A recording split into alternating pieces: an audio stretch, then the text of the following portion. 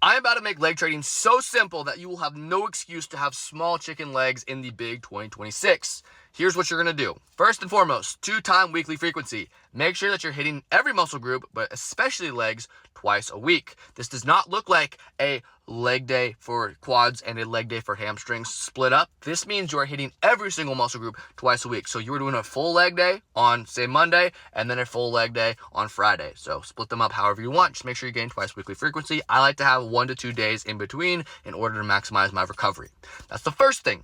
The second thing is all you really need is 2 movements per muscle group. That's really it.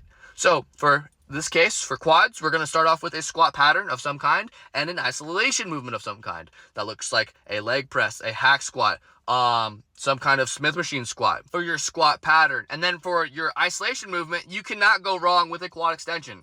Please choose the quad extension. If you're doing something like sissy squats or any other inferior quad extension movement where your legs, your knees, these are knees going bloop, bloop, bloop, just pick the quad extension, okay? It's not rocket science. Get big legs, pick the quad extension. Obviously, if you get bored for doing it for years, try something else, but like, it's gonna be the best one. Anyway, that's gonna be quads. That's gonna be quad training. Do your squat pattern, do your quad extensions. Boom! 2 sets close to failure, if not 2 failure, 1 warm-up set each, or however warm-ups it takes for you to get comfortable under your squat pattern.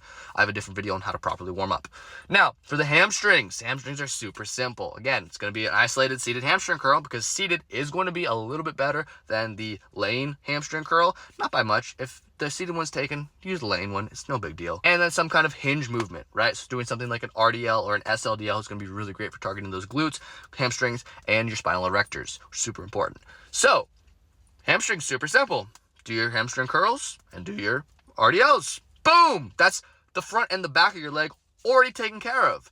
Now, is that all you're going to do for your leg day? No. We're going to incorporate a hip thrust and we're going to incorporate the adduction machine, right? Adduction, you're bringing closer to your body. Abduction, you're taking away from the body, right? Ab. Now, the reason why you're doing this is because you want to isolate your abduction and adductors so you get the most out of your leg development. It's going to round out and fill out those legs and make you fit into jeans a little too snugly when you put them on next time. So make sure you're training abduction, adduction. Super important. And lastly, make sure you're training calves. Standing calf raises is going to be superior to seated calf raises, but if you don't enjoy doing standing calf raises, seated calf raises will get the job done. So make sure you're doing some calf raise variant, or you can change them up and do both. Just make sure you're getting your calf raises in.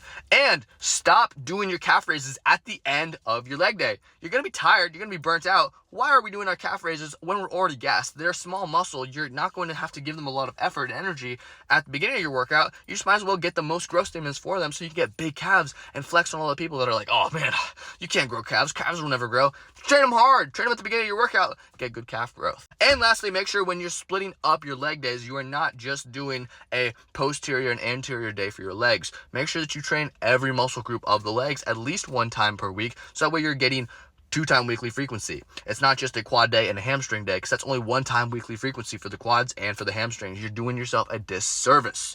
Make sure that you're doing a hamstring curl even on your squat day and some kind of quad extension even on your RDL day. That's how I like to do it. So hope this helps. Make sure you don't have any small chicken legs in the big 2026. And yeah, if you want to see my personal leg day, go ahead and hit that follow button.